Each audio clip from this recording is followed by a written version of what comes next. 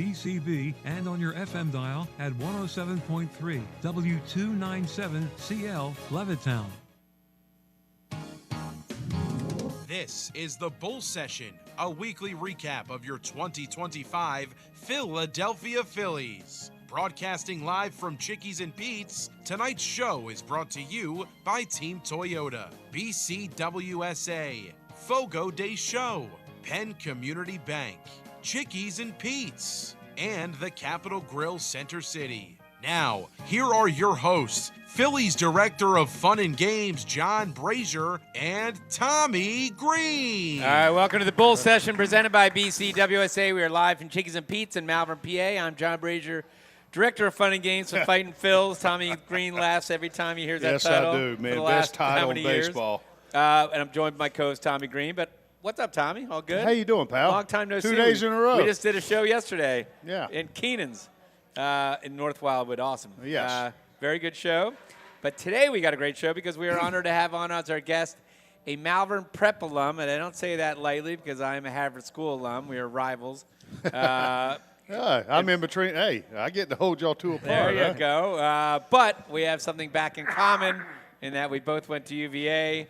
Phil Gosselin, and then Phil, you also were drafted by the Braves, and so is this guy right here. So how about that? How about that? Yeah, How about that? We were talking about that stuff too. We won't save it to the air now and go over it again. But you know, well, he's the young guy. I'm the old guy. Yeah, a lot of good connections. UVA, the Braves, Interac.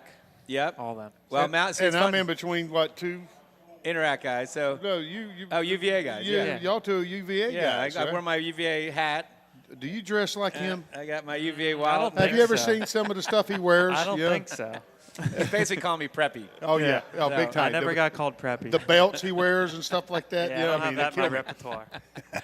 Well, first of all, Malvern, around we're in Malvern right now, particularly Great Valley. I went to Harvard School in 10th grade. I played soccer, ice hockey, and lacrosse. You guys weren't very good in soccer back then. Your ice hockey team was absolutely phenomenal. You had the best. I think you had the best team in the state. And I had a lot of buddies on that team. Then lacrosse, you had football guys playing lacrosse. Now the lacrosse team is one of the best in the nation. Yep. But back then it was basically guys Tommy size, that didn't really have any skill. Well, you're speaking like Chinese to me. I have no clue what lacrosse, field hockey, soccer. It was three sports: football, basketball, baseball. That was it. Now, Phil, Tommy went to the same high school in Whiteville, North Carolina. Did I pronounce that right? Whiteville. Whiteville?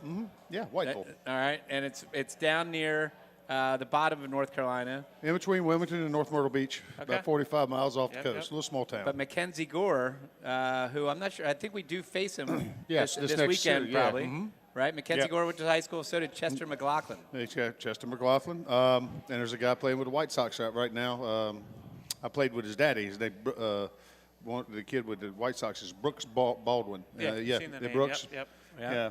So I mean, there's some big league area guys down there. Troc Nixon's from down in the area. The Nixon brothers back in the day. Donnell. We call him Otis. Everybody in Atlanta calls him Otis. Mm-hmm. Nixon and all that. So there's a lot of. But you were talking off the air that Tommy's first manager was Brian Snicker. Yeah. Right? And you also played under Brian Snicker, right, Phil? I did, yeah. I played for him in AAA with the Braves before I got called up. Probably my favorite manager ever. It's usually when people ask me. Where was that at? AAA? Gwinnett. It was Gwinnett. My AAA was in Richmond. Okay. So, I played at the Diamond in college, but never. By the time I got there, Gwinnett had taken over. But yeah, Snit's the man. It's tough saying that about a Braves guy, but. Oh man. But I couldn't have been. How long were you with him? I got drafted in 10. I got traded away in 15. You were about like me then. And then I got back 85 and 90. Yeah, I got back in 18 for a little bit, and I ended my career. My last year playing, I was there part of the year. So I got a few different stints there. And probably a lot of the same coaches were. I mean, I tell you, that's the thing. It's unbelievable how they kept guys throughout the years. Yeah, the continuity was definitely a good thing. A lot of good coaches, a lot of good people there. Yes. And unfortunately, it's very rare to see them, like this year we were talking off the air, that they're having a bad year this year. And obviously a lot of it's injuries, but they're also a lot of guys just aren't having good years. And it's rare to see the Braves, going back like 30 years, it's rare to see the Braves having back 17 games back or however many games back, because they're always in it. Right? Always in it. I was on a couple bad teams when I first got called up there. But, yeah, you're right. Like, they're pretty much always in the mix. They're a really good organization, and it's weird to not see him in the thick of it with us and the Mets. I think the big things with him, if you look back over the things, that they were always from within type guys, and the guys they brought up, it was unbelievable through their organization, through the farm system. Drafting and It developing. was next man up all the time. Everybody they brought up seemed to bring it, just did the job. It didn't matter. It's like they just poured it out of that system. Yeah. You know, and this year, I mean, everybody goes through injuries and stuff like that. This might be one of the first years they've kind of struggled with sort of like all around a little bit. Right. You know, so. Yeah, I mean, there's the point there. They had Freeman came up there, Ozzie came up there, Yes. Dansby basically came up there, Riley came up there. I mean, they had stints with McCann was there forever. Like Michael they've Harris done a great, comes up. Yeah, they've had a good string of. I mean, they had a good minor string league for a guys. long time. You know, you had Justice and Gant and Blauser and Lemke back, all those guys that I come up with. You know, obviously Smoltz and Glavin and Avery and Merker and all those, the pitching side of things. And it was amazing, you know, throughout the years that stayed there a long time. Right. You know? Now, you're a special assignment analyst in Phillies baseball operations, working under, I guess, ultimately under Dombrowski, obviously. So you see a lot of baseball. And it's interesting now with the Mets that are playing right now. Did you know that Weston Wilson has a higher OPS than Francisco Lindor? I do not mind that whatsoever. And that's a good old North Carolina boy you're talking about right there. I know, Weston right? Wilson. Weston. Yes, And you are, brother. I'm not meaning to slight Weston I'm Wilson. taking pride in that, man. It's just it's you know that the season, the Mets and the Phillies, you know, going back in their history, very rarely are they good at the same time, right? Because when they were good in the 60s, late 60s, we weren't good. When we were good in the 70s run, they weren't good. When they were good in the mid 80s, we weren't good. Yeah. Right. And then 2007, Yep, the worlds converged. Right. And that's when Jimmy Rollins made the big, statement. We were 7.5 games out with 17 games That to go. was amazing right there, by the way. And come back and and again. Jimmy, that's pure Jimmy right there. And then we were good in that run that they fell back off. And now again we're good, and it looks like with all the way their spending habits, it's they're going to be up there.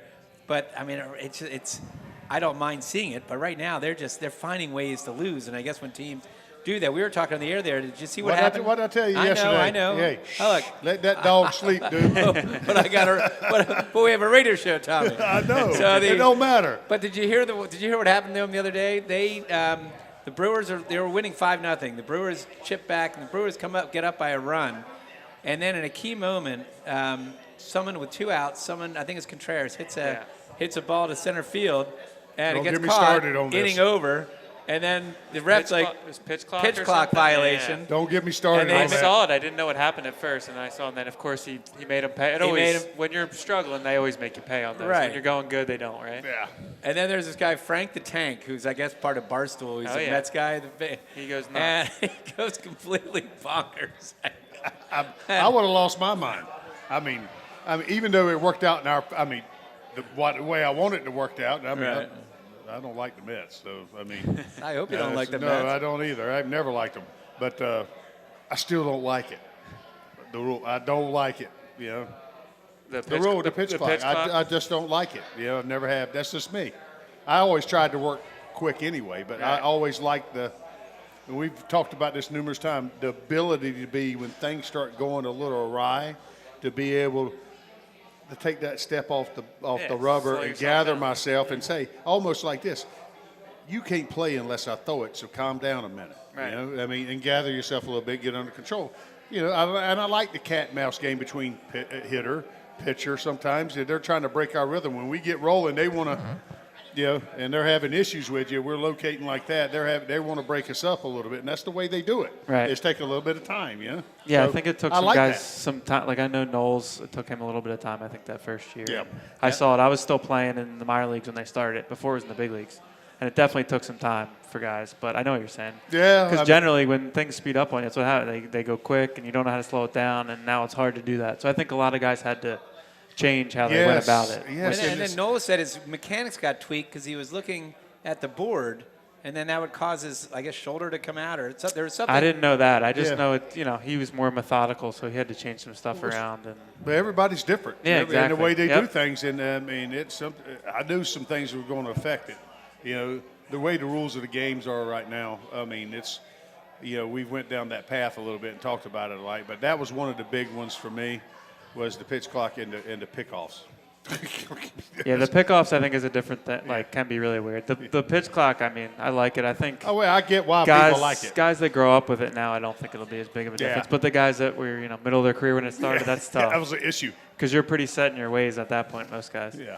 Now, going back to the Mets, do you think that's, and I'm not trying to pick on Soto. Why not? Soto's is a superstar, but it's almost like, if you remember the Yankees in the 80s, the Yankees Steinbrenner would get the big free agents, and it wasn't really building a team. It was basically building a bunch of individual superstars on a team.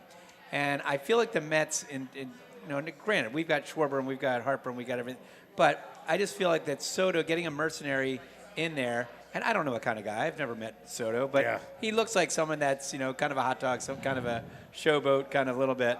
And I'm just wondering how much chemistry, sometimes when you have a team like Milwaukee, not a whole lot of superstars, but they all come together. They look like they're more of a throwback team in the way they're doing things. And our team right now, even though we've got Harper and we've got superstars, I feel like we've got a really cohesive, a selfless team. Yeah, right? It's a really good clubhouse in Philly for sure.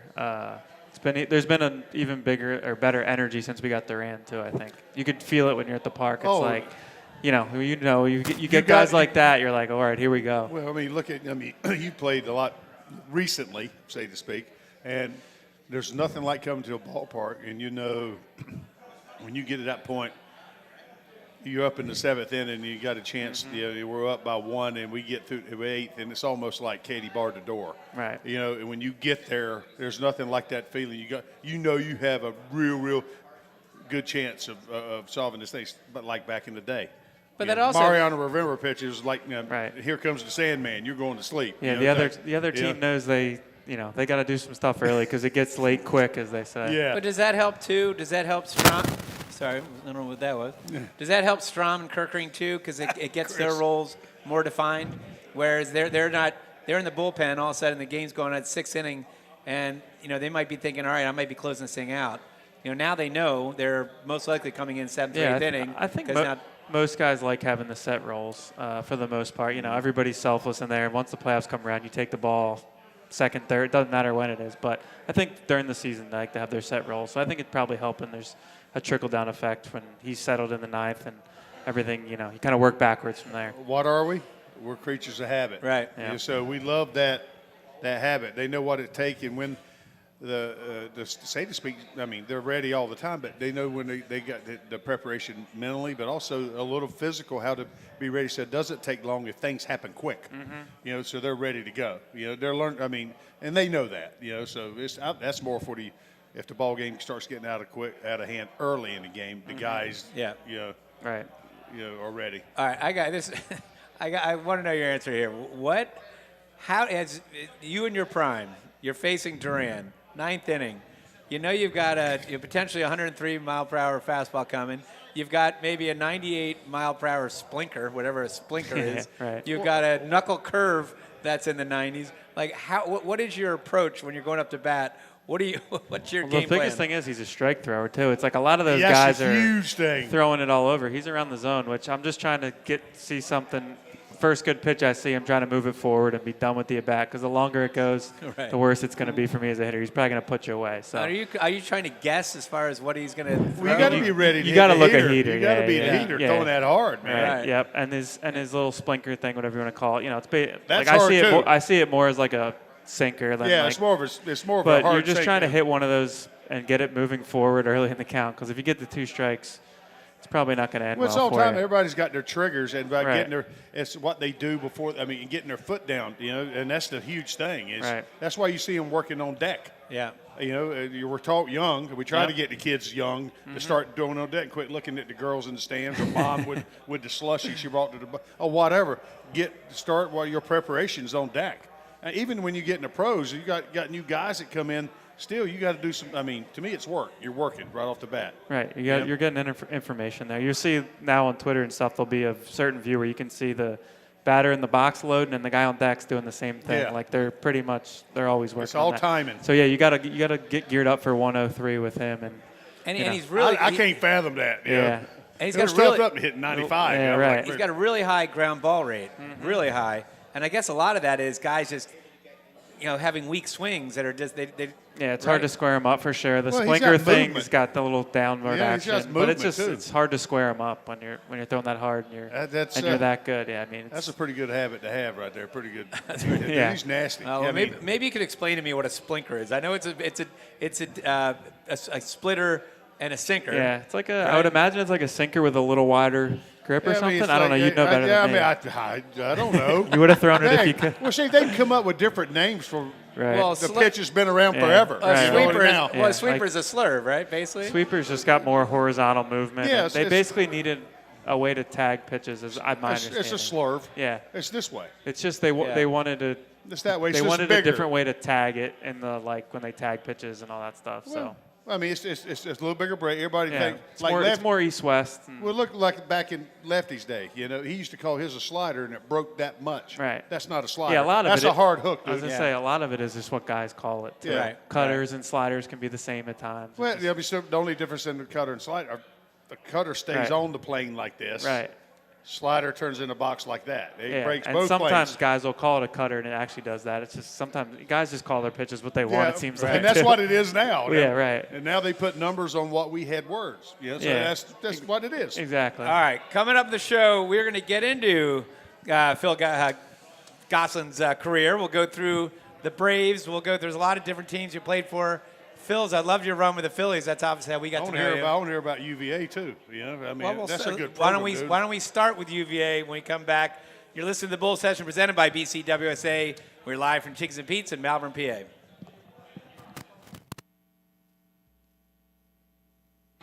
Hi, it's Pete from Chicky and Pete's. Try one of our smooth and refreshing seasonal cocktails. They are the perfect accompaniment to our scrumptious summer of shellfish entrees. There's a beach cruiser with rum and coconut, the strawberry basil mojito, Philly punch made with cherry vodka, our tequila sunrise margarita, and our non-alcoholic lemon cucumber refresher. Tasty summer cocktails to enjoy during Chicky and Pete's incredible summer of shellfish. Only at Chickies and Pete's. Think banking hasn't changed? Think again. At Penn Community Bank, we've been helping communities thrive for 150 years. From our nationally recognized Access Checking that offers the peace of mind of no overdrafts, to student and free checking plus options with perks that will make you wonder what you did without them, like early direct deposit, overdraft grace, and Zelle. Learn more at PennCommunityBank.com/products. Penn Community Bank. Here we grow. Account and feature terms, restrictions, and conditions apply. Ask for full details. Member FDIC. A flawless occasion begins at the Capitol Grill. From the moment you step into the Capitol Grill, located in the heart of Center City, the experience is one of comfortable elegance. Whether you're looking to host a private affair, a perfect lunch stop, or dinner destination, start your occasion at the Capitol Grill today. Visit thecapitolgrill.com or call 215-545-9588. That's 215-545-9588 for the Capitol Grill, Center City. If you're looking for a stylish and sophisticated fine dining experience, visit your Eddie V's Prime Seafood restaurant near King of Prussia. Eddie V's Seafood features an abundant selection of fine wines and curated cocktails to complement exquisite steaks and seafood made from the highest quality ingredients. In the V Lounge, sip on imaginative handcrafted cocktails with attitude while enjoying signature appetizers. Conveniently located between I-276 and I-76 near the King of Prussia Mall. Call them today, 610-337-7823 to schedule your night out for Eddie V's Prime Seafood. We now return to Chickies and Pete's for the Bull Session. Once again, here are your hosts, Phillies Director of Fun and Games, John Brazer, and Tommy Greene. We are back to the Bull Session presented by BCWSA, live from Chickies and Pete's in Malvern, PA. I'm John Brazer, joined by co-host Tommy Greene, and glad to have our guest Phil Gosselin. Malvern Prep, UVA, fighting Phils. All right, I feel like we're back at home. We got homies here today. Yeah, man. about that. All right, so Phil, I never called you a nickname when you played for the Phillies, and I don't know if your teammates did. Maybe this was before, or maybe it was during. But it says here on Wikipedia, which I've learned to never trust anything on Wikipedia, but it says you were nicknamed Barrels and the Goose. Now the Goose makes sense because obviously your last name, right? What were you called and when? Goose was was Randy Engel around when you were at the Braves? Hick? Yeah. He actually, I think, was I the played first with one. I played with Hick. He was Yeah. still playing right there at the end. Right. Yeah. So he was my first manager. I think he was the first one to call me that. Called you Goose. Yeah, Randy Engel. He told me there's some good people there in that Yeah, organization. he was man. awesome. And then Barrel, that was when I came to Philly. I mean, nobody had ever really called me that. You never got called Barrels until you got to Philly. It was still just, and it was like kind of just a random thing. It wasn't like consistently. That's a pretty good name, Barrels. Yeah, Could be worse, right? That means, hey, he's centering some stuff up being a hitter. That's pretty good. Who gave you that name? I don't remember.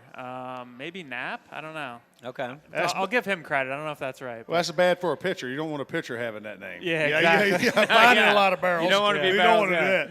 All right. So you call me Handle. So, graduates from Malvern, right? Played shortstop at Malvern.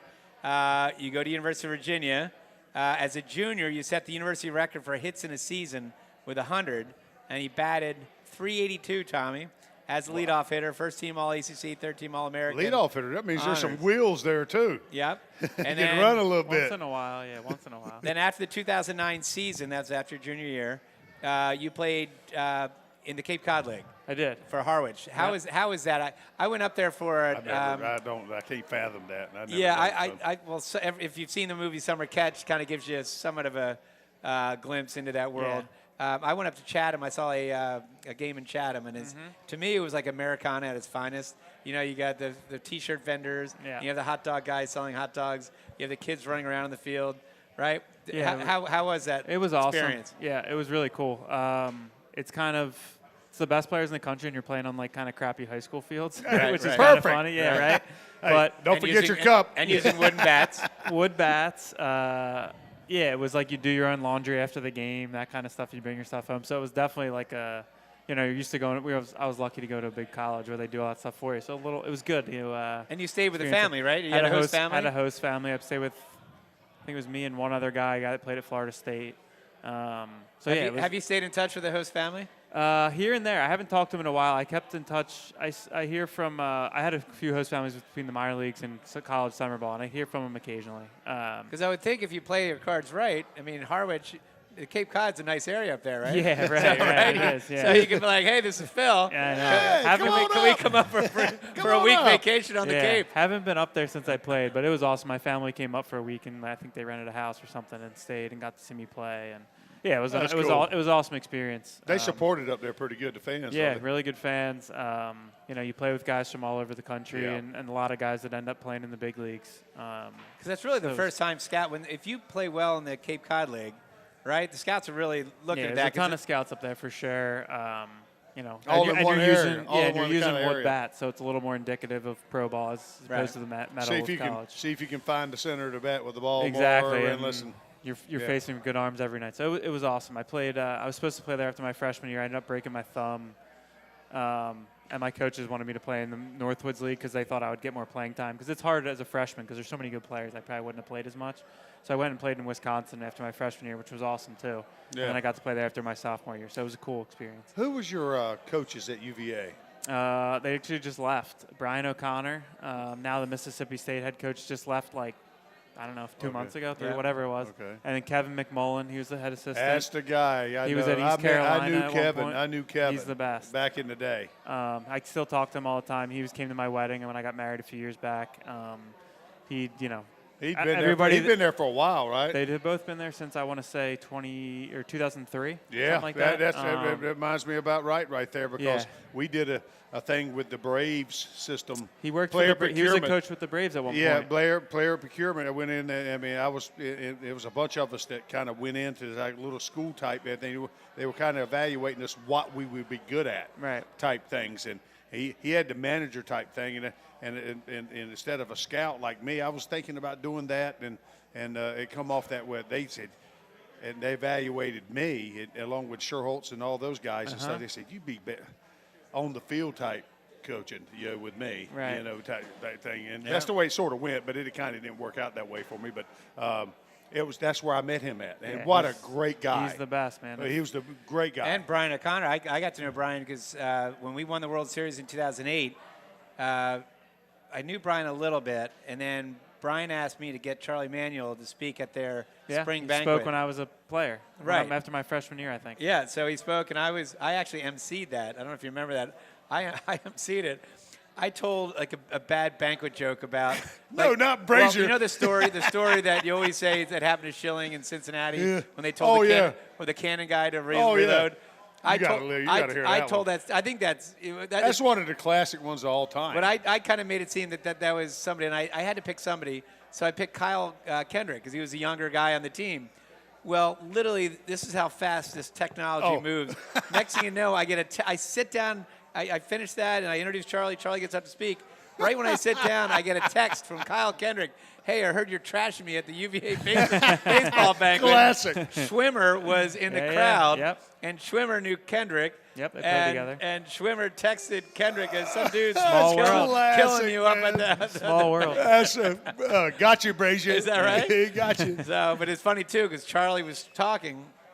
And he spent, I don't know if you probably don't remember this, but he talked like 20 minutes about growing up and playing basketball over at Mem Gym and doing all this stuff. And then like Brian, I'm sitting next to Brian, and Brian's like, hey, I think these guys want to talk about the parade and like the season. You think he can get him to start talking about that? And I was like, oh man, what am I going to do? I'm going to go up there and say, hey Charlie, can you? And so thank God Charlie just, picked it up and started talking about the season and talking about the parade and all that. And Charlie is one of the great speakers because it takes him a little while to get going, but then he has like the funniest lines. He said he grew up so poor. The first time I wore men's clothing was when I was going to go to college because he had like 7 older sisters or 7 sisters. Right? He said the first I was so poor. He is a funny dude. He said I was so poor. The first time I slept alone was when I got married. I think we all understand that one, Brazier. But all right. So at UVA. Not only that, I mentioned but you also ranked 6th in UVA history in career doubles, 10th in RBIs and total bases. Now, think about all the players that have gone through UVA. Yeah. And the Phillies have had a pretty good run, right? We've had Adam Hazley. Adam Hazley was a first-round pick. Griff McGarry's with us right now, pitcher. I just met a guy who's our. How's he doing, by the way, McGarry? I think he's doing having a good okay. year. Yeah, he's in Reading. He's doing all right. Yeah. I just met the video guy. Riley Wilson. I played he does the replay. I played with his brother Tyler at UVA, and Tyler pitched in the big leagues for a little bit with the Orioles. And then we have an infield. Who is the shortstop on the national championship team? Keith, who also works in our minor league system. I played with Worm. He wasn't on the national championship team. He played with me. Keith Werman. Yeah. Right, and he's and what does he do now for the Phillies? He's like the assistant field coordinator, maybe. I'm not sure of his exact title, but he helps like run the minor leagues basically. Okay. Yeah. We played together. At what point in your career, was it high school, was it college, where you thought to yourself, man, I could actually make a living out of playing here at the next level? I got a little bit of interest when I was a senior, going into my senior year from some scouts, but I wanted to go to college. I didn't think I wasn't good enough. I didn't think, and I probably wasn't ready enough, like, to be away from home like that and, on my own. But that's completely. a big thing. It's hard. And that comes down to evaluation process, too. It was a good self-evaluation by me. I knew I wasn't ready in college. Was there any other school in the running besides UVA? I was either going to go to UVA or Vanderbilt. Okay. So I was lucky. That's Vandy, man. I had some good options. I think Georgia Tech. I had some offers from a few other schools, but UVA was perfect. It was like, it's 4 or 5 hours from here. So I was away from home. But my parents could drive down and see me on the weekends. And occasionally. Yeah. My parents. That's the way I looked at it, too, if I went to college. Yeah, they came down and they would watch on the weekends. And, it was perfect spot for me. Beautiful stadium, beautiful setup. Great stadium. We were a really good team. We were the first team in 2009. We went to the World Series. First UVA team to go to the World Series. And then that's pretty cool. And then as coach, the silhouette you see in the College World Series. Yeah. Right? So Brian O'Connor's dad worked at the stadium, and when they were building the statue for the stadium, he was like the model for it when he was a kid, when he was a little kid. So when we played there, it was a huge deal because he was he's from Omaha, the hometown. And Brian was drafted by the Phillies. I think he was. I think he played pro ball for a few years with the Phillies. I played there in the old ballpark when it was. I played in the old one as well. All right, so then you were drafted in the 5th round of the 2010 draft, right? And Tommy, you were first round in 1985, right? But then young. But then you called up. You made your debut on August 16, 2013, against the Nationals. I love to ask the question, like, what was that moment like, your first at bat? I'm sure you had a lot of family. Was it in D.C.? It was in Atlanta. In Actually, Atlanta, my okay. parents couldn't get down in time. I got called up literally that morning. Who'd you face? I didn't get in it. So the first game, I came in, I pinch ran. I think it was the bottom of the ninth. Oh, okay. And we ended up tying the game. Got your feet wet. Yeah, right. We tied the game, I believe. I went out for defense. Of course, first ball gets hit to me. Make the Finder. And what position? Second. I was playing Okay, second. right. I think the next guy got on, and then the next guy hit me a ball, double play ball. So it did fine, checked those boxes, and then Justin Upton hit a walk-off homer in the bottom of the 10th, I think, or bottom of the ninth, whatever it was. Okay. What was your first at bat? First at bat was the next, I think it was the next day, off of Craig Stammen. Okay. So I popped up in my first at bat, and then it took me my first start. My first hit was a bunt hit, and everybody made fun of me for that one. Dude, as soon as I got, I'm digging that. Yeah, as soon as they I don't got do it. enough of that today. Yeah. Well, You know, so I was hitting second. First guy hit a double, I believe. DJ Upton. They gave me the bunt sign. I put down a good one. I beat it out. So it's not like I did what I was told. And I put down a good one. I ended up going 2 for 4 off Gio Gonzalez. That was my first hit. Nice. Former Phil. that's Yeah, awesome. and then we went up to New York, and my family came to New York. We were playing the Mets because that was obviously a lot closer to home. Good. I hope being you from beat 'em. here. So Oh, like I was only that, up for like a week or so, but a cool first experience. All right, coming up on the show, we'll talk more about Phil Gosselin's career with our guest, Phil Gosselin, Tommy Greene. You're listening to the Bull Session presented by BCWSA. We are live from Chickies and Pete's in Malvern, PA.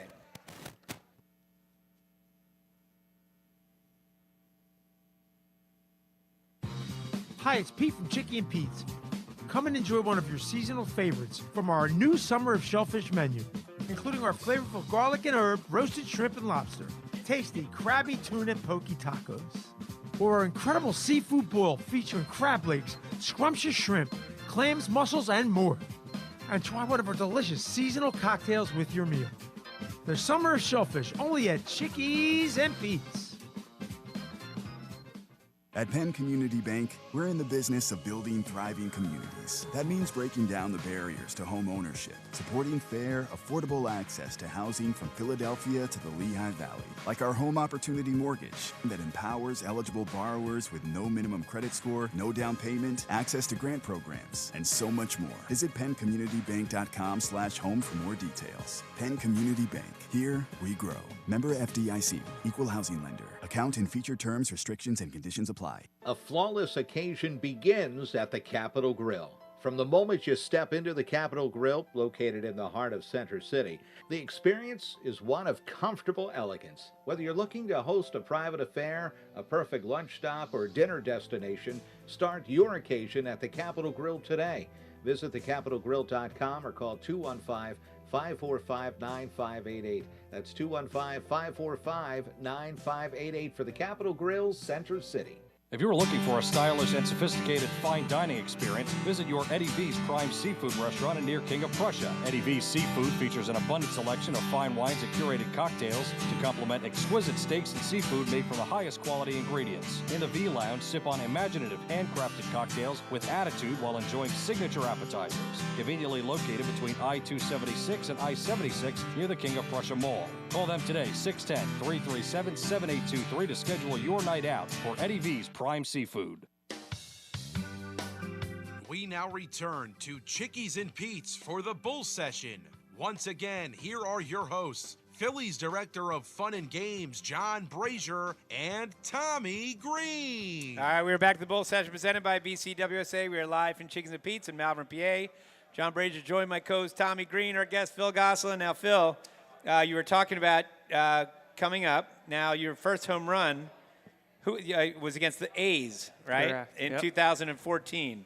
So do you remember who that one was off of? Interleague. Jesse Chavez, yep. Okay. And we later played together. Yep, So I was gonna got say, he played for got the to Braves. Remind him of that That's one. a guy that played. Yeah, I mean, he just retired. He just retired. That's like 20 years he played. I or think something. he played this year. I think he's like 42 maybe. Wow. So he had a hell of a career. For Yeah, That's sure. a good career. Yeah. So then you make the Braves opening day roster in 2015. Yep. And you were doing great. You batted .325, .357 on base percentage. Who was your manager then? Freddie Gonzalez. Freddie? Yep. Another good man. Yep. But you fractured your left thumb. You mentioned your did. thumb before. Was that second injury or was this So the one that I mentioned before was my hamate. So it actually wasn't my thumb. I guess it was my hand. And then this one, it's actually a pretty good story. I was playing third base. We were playing the Marlins. Shelby Miller's pitching. He's got a no-hitter going.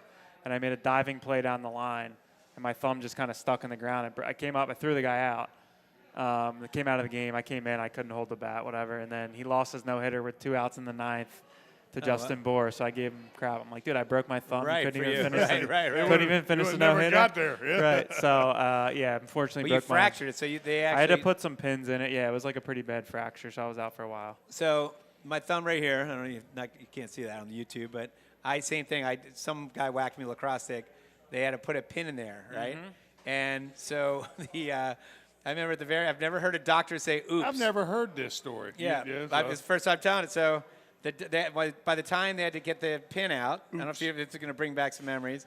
They take the cast off, and my arm it atrophied, so it's it's weaker because you're not using it, right? Yep. So he literally grabs my wrist, and he says, "All right." And he looks like pliers.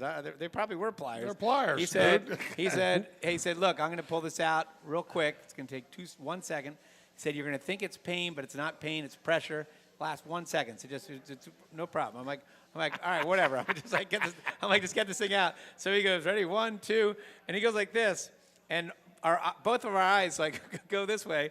The ball of the pin flew off, but the pin is still in my thumb, and it's vibrating because I guess he tried. And the doctor said, "Oops," and I'm looking at him like, "You can't say oops. You're a doctor." Oops. And then then he had to pull it out that one. So I've actually done that before with the orthopedic. I used to work for one during the off season. Right. Back in 1987, after my AA year with the Braves, I used to work in physical therapy and as office of the orthopedic surgeon, and he used to be a foot guy that corrected stuff like that, the toes and stuff like that, and I'd go and help him with the patients. And sometimes he'd have some patients that were, how do I put this on those? They couldn't stand still. They were real jumpy. Yeah. I had to basically hold them down, but which was a good job for me. But he said, "How are you?" I mean, he said, "You want to try this?" Yeah. I said, "John, yeah, I'll do it." And he said, "All right, come on." Whoop. It was easy, dude. What did you pull it out with? A pair of pliers. Basically what it was. You didn't say oops and the ball didn't fly off. I took out stitches. I did all kind of stuff. It was right. awesome, man. And you learn that way. I wanted to do something like, not necessarily be orthopedic, but the physical therapy side of stuff, I've done most of that stuff all my life. Right. Stay involved with it. Well, then you also have to do, obviously, your thumb is very important. Obviously, it's what separates us from, right? But right, did you have to do physical therapy, I guess, Yeah, a with bunch it too? of boring, grabbing stuff. And all. It was very boring. How long and did it take you tedious. to come back from something like that? So that get fully back to strength. I want to say that happened in early May, and I got traded while I was hurt, but I got activated September 1. So what's that, 3 months or whatever? Yes. But it took a while. I probably could have come back a little bit sooner, but they kind of let me take my time, which is good because I came back and actually I played really good that September. Well, you don't want to get yammed or. Yeah, exactly. Yeah, it was like that still hurt a little. up, dude. Yeah. Still hurt a little bit, but good enough to play, right?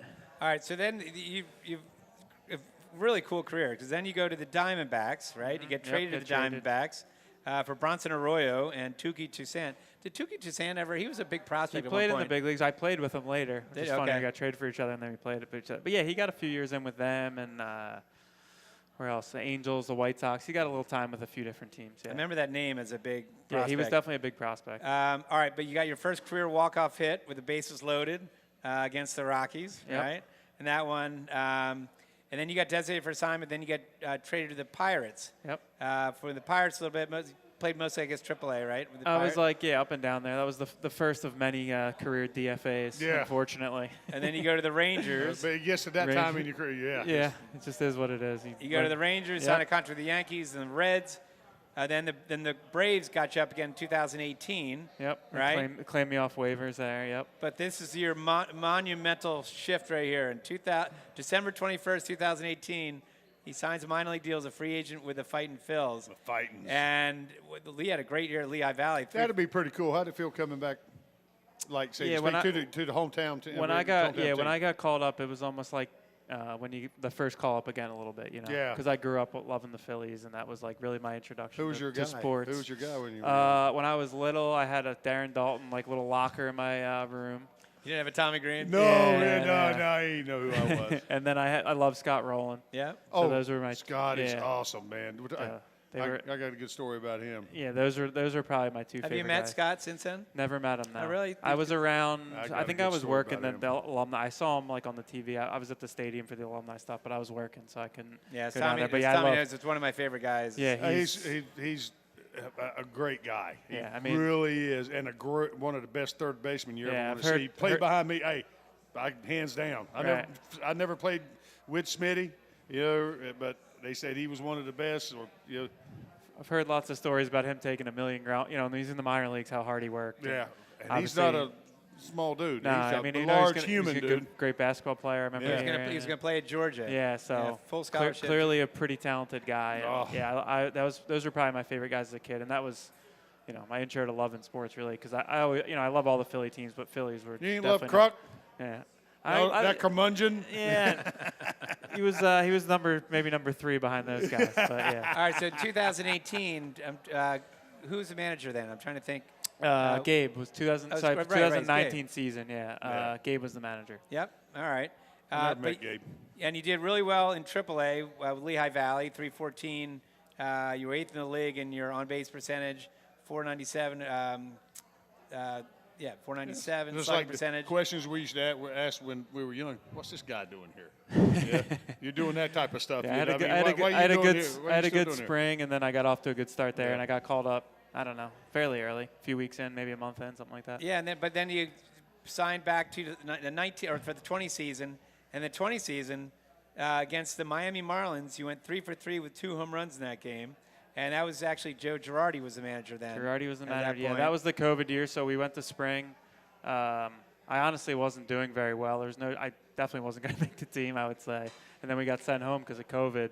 Came back in June or July, whenever the spring training was. How weird was that? Just the whole COVID thing. Because I know from a front office point of view, super weird. We were down in spring training, and I remember I did a radio show down in Clearwater, and then I didn't know what at that point people were getting on planes or were scared to get on planes to get out of there. I actually took my rent-a-car and drove back to Philly by myself, and ended up stopping in Savannah.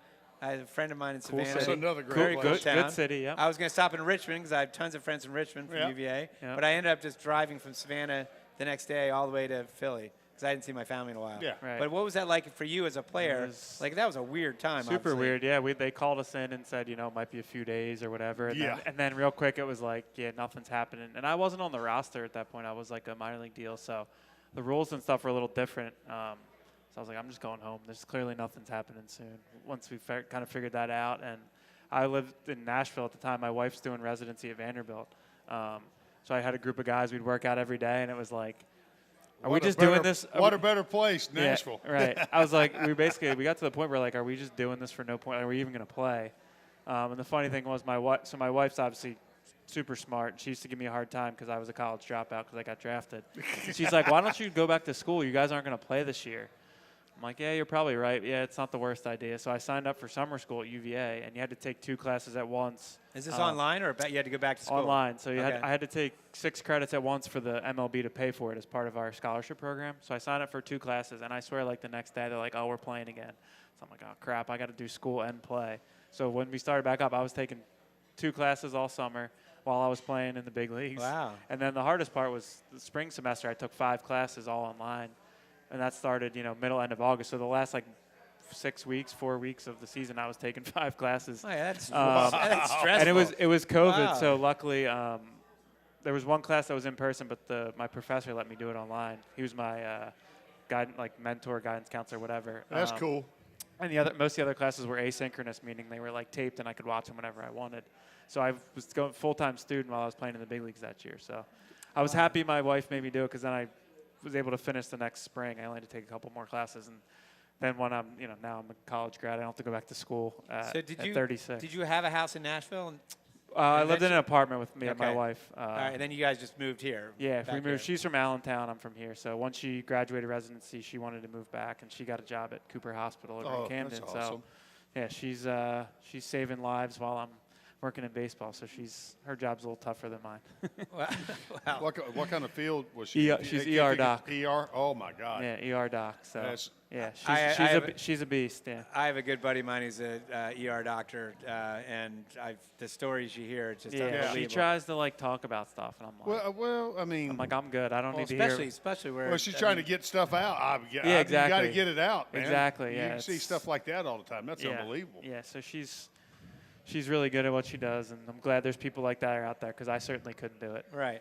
All right. Well, speaking of that, now as I said in the beginning, that you are your title is special assignment analyst in the Phillies baseball operations. In general, what is that? What does that mean? What does that entail? So I do pro scouting. I cover the Braves org, so I cover all their teams from low A through the big leagues. So that's a big part of it. I'm probably on the road 1 week out of the month doing that. I usually fly in on Tuesday morning to see whatever team I'm seeing, and I fly out Sunday night or a drive if it's local. So that's a big part of it. I go see our own system. I'm going down to see Jersey Shore and Wilmington. I don't know, some couple days this week. I haven't figured out what days yet, but so that, and then I help out with like analysis of our own hitters mostly. Support the coaches if they need help with certain things we do. So it's a little bit of everything. It's kind of it's a cool job. I like it because I get to do different things. I really like the pro scouting side of it. That's the right. travel. You're saying all that. It's like more eyes on something, the better. I mean, you can bounce stuff off each other. Yeah, so the pro scouting's really fun. The travel's tough. The guys that are full-time pro scouts, like they usually have, I think 3 or 4 orgs. So they're on the road like 3 to 4 weeks out of the month. Like they're out on the road a lot, which would be tough. But I do about really 10 enjoy of them then? Because if you say 3 or 4. I think we have around that, maybe 10 or 12. I'm not sure exactly, but yeah, it's pretty fun though to go see guys, and then you see the young kids, and then you see them. I've been with the Braves now for a couple of years, so you see them as they improve, hopefully, or get better, whatever. So it's cool to do. I really like that side of it. And then again, seeing our guys, and I'm sure you probably have an opportunity to see like Arun Escobar and some of the young of those guys. I mean, I remember watching Otto Kemp in low A, and I'm like, who's this guy? Like, he's undrafted. I was like, this guy's undrafted. That's a good story, dude. Yeah, and that's I'm like, good story. and he was a little old for the level probably at that time. He was maybe 23, but still, like, you could just tell he was a gamer and he could play, and it's great to see him. He's in the big leagues and he's getting a shot and he's doing all right. So. Well, plus you probably have a little soft spot for him too, because like you, he can play outfield, he can play every infield position. Yeah, he bounces around and wasn't the highest touted prospect. I probably wasn't either. So definitely have a little bit of a soft spot for guys like that I consider myself like more of just like a baseball player than like a toolsy, like hit the ball out at 500 feet and run. There's nothing like a good baseball player. Right. So he's of that mold. That do the things that need to get done, and they do them good. Well, I'll tell you exactly. Yesterday's game, Weston Wilson in a key at bat, the ball's low and away pitch. I think it was a 2-strike count. And he basically just leaned down and flicked it out to center. Center field. RBI single. Yeah. There's something being said about making contact. Right. And putting ball in play sometimes. In that situation, you got to run on third or runner in scoring position.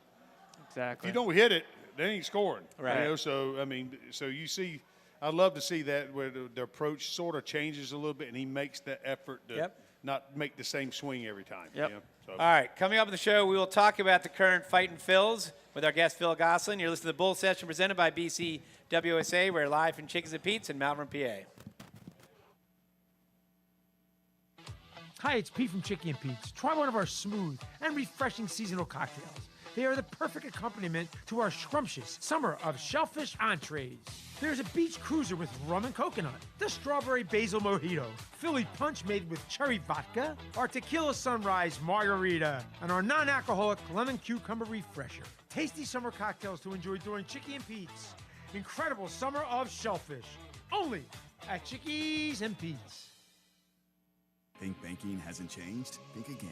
At Penn Community Bank, we've been helping communities thrive for 150 years. From our nationally recognized Access Checking that offers the peace of mind of no overdrafts, to student and free checking plus options with perks that will make you wonder what you did without them, like early direct deposit, overdraft grace, and Zelle. Learn more at PennCommunityBank.com/products. Penn Community Bank. Here we grow. Account and feature terms, restrictions, and conditions apply. Ask for full details. Member FDIC. A flawless occasion begins at the Capitol Grill. From the moment you step into the Capitol Grill, located in the heart of Center City, the experience is one of comfortable elegance. Whether you're looking to host a private affair, a perfect lunch stop, or dinner destination, Start your occasion at the Capitol Grill today. Visit thecapitolgrill.com or call 215-545-9588. That's 215-545-9588 for the Capitol Grill, Center City. If you're looking for a stylish and sophisticated fine dining experience, visit your Eddie V's Prime Seafood restaurant near King of Prussia. Eddie V's Seafood features an abundant selection of fine wines and curated cocktails to complement exquisite steaks and seafood made from the highest quality ingredients. In the V Lounge, sip on imaginative handcrafted cocktails with attitude while enjoying signature appetizers. Conveniently located between I-276 and I-76 near the King of Prussia Mall. Call them today, 610-337-7823 to schedule your night out for Eddie V's Prime Seafood. We now return to Chickies and Pete's for the Bull Session. Once again, here are your hosts, Phillies Director of Fun and Games, John Brazer, and Tommy Greene. We are back to the Bull Session presented by BCWSA live from Chickies and Pete's in Malvern, PA. I'm John Brazer, joined by co-host Tommy Greene, our guest Phil Gosselin. Phil, I'm doing this stat to drive my co-host crazy, okay? And so I saw some stat. Tucker Bagley, who's a WIP, right? He drives me nuts. He has the all-time BABIP leaders. That's batting average with balls in play. Right. Okay, the all-time BABIP You leaders. understand that? The all-time BABIP leaders with a minimum of 1,500 at bats. This is in baseball history. Okay. Okay. Number 1, Ty Cobb, 383. Number 2, Brandon Marsh, 370. Number 3, Ross Barnes. If someone could tell me who Ross Barnes plays for, I have no idea. 368. Jorge Alfaro, number 4, 366. Shoeless Joe Jackson tied with Jorge at 366. And Rogers Hornsby. That's a great name, by the way, Jorge. You got Ty good Cobb, company. Brandon Marsh, Ross Barnes, Jorge Alfaro, Shoeless Joe Jackson, and Rogers Hornsby. Now, what is that stat? It's batting average with balls in play. So they put the ball in play. That's what they're using. Yeah, what you're it takes having. out like strikeouts and stuff. Yeah. So you're telling me they struck out a lot? That's what you're Ty, saying. Ty Cobb That's- probably not. Nah, but the But other yeah. guys probably. Right. It means when you put it in play, you generally hit it hard and at pretty good angles. Yeah. I think is the direction where we're going. You're, with speak, that. you're speaking a foreign language. We're going to preview a little bit today's game because we're leading right into the game. But ironically enough, the pitcher for the Reds tonight at 6:10 is Andrew Abbott, left-handed UVA. pitcher from UVA. Yeah, He's a pitcher, man. really, he's good, man. He's really good. He's a pitcher. He's 8-2 with a 2.34 ERA. He's got a 1.13 WHIP, lefty. And on the mound for the Fighting Phils, Taijuan Walker, 4-5, 3.53. I am so impressed with Taijuan. I am happy for the going dude, from the man. bullpen to starting, bullpen back to bullpen, mound up back starting. The poor guy got booed mercifully last year. That's what I was getting ready to fans. And- He's took some and he heat, did- dude. But he never complained, never questioned, basically did what was told of him. And he is having a really good year this year. I think he is. I couldn't be great. happier for the dude, man. He's Yeah. doing well. Nah, he's Keeping doing- us in games, doing Exactly. right there. He's been throwing strikes, keeping his team in the game, giving us a chance. He sort of I mean, reinvented himself, a Yeah. little bit, because he was a guy back in the day. He brought it in there pretty. I faced him. This would have been maybe 2012 in AA. He was in Seattle with them at the time. We played him AA, and they had a great rotation. They had him. They had James Paxton. Fernandez. Some Hernandez. flamethrowers. He was in the big. This was AA. He was already in the big Okay. leagues, but they had this great rotation. Taijuan was running. Oh, Yeah, okay. and he could run it up there, and he's still got And good his stuff. splitter was still really He good back Yeah, then. he doesn't have quite the velocity, but he's still doing a great job, and he knows how to pitch at this point. Yeah. Yeah, he's figured it out a little bit. He's doing a great job. And one of the nicest guys, just great clubhouse. Can't ask. Yeah. Guy. And he's always, and when he's in that dugout, he's always he's right top- there. You top- seeing he's he's right. top He's right there step. supporting the guys. Yep. All right, so the That's not lineup e- today, again, knowing that we're facing a lefty, you got Trey Turner leading off shortstop, Kyle Schwarber DHing, Harper batting third, first base, Real Muto cleanup catching, Castellanos batting fifth, right field, Bader. How about that catch he made? Pretty impressive. Yeah, He made that look easy, dude. He can go get it out there. I mean, the Yeah, jump can he go get got, it. the He makes it look easy. well, the Yeah. initial jump and then the other jump. Yep. And, He's always been a good outfielder. Yeah, he's a really good outfielder. and he wherever also you put looks him. like he could fit right in on his old team, the '93 team. He Yeah. does. He's got the hair. He's got got a the little hair. bit of the swagger Yeah. about him. Right. Yeah. Yep. Like, For right? sure. Yeah, I like Little him. fire hydrant, right? Yeah, Yeah. for sure. All right, so you got Bader, center Schwarber field. could too. He could fit right Oh in, yeah, I think. he got fits on any team. man. Kemp batting seventh, third base. Sosa batting eighth, second base, and Weston Wilson batting ninth. So again, it's Turner, Schwarber, Harper, Real Muto, Castellanos, Bader, Kemp, Sosa, Wilson. And let's talk about this team. I mean, the teams that do really well are the teams where everyone contributes from top to bottom. You know, you look at the 2008 team, you get the Eric Bruntlets, and you get the Jeff Jenkins, and you get the Kyle Kendrick, and you get, just the different bullpen guys, that all could Clay Condrey, and you get everybody that. Yep. And I really feel this team, everyone has their moments. Sosa has his moments. Sosa's been unbelievable, man. Big homer yesterday. Every time his number's been called to come in, I'm talking, he might not have been in the game for 2 weeks. Right. It seems like he does something to change, positive to change it, and he gets more. He's the best guy off the bench I know. Right. Yeah, he plays good defense wherever you put him. He's got some serious juice, so he runs into some homers. So yeah, he's been great. So I played a similar role to him. It's really hard when you barely play and then you come in, and he's done a great job of it. And then how about the play of Marsh? At the time, our outfield during the trade deadline, everyone's like, oh, we need offense out of the outfield. We need this. When's Crawford coming up? Blah blah blah. And then Marsh, since March 1 or May 1, has been. And really, of late the last month or two, has been on fire. Ooh.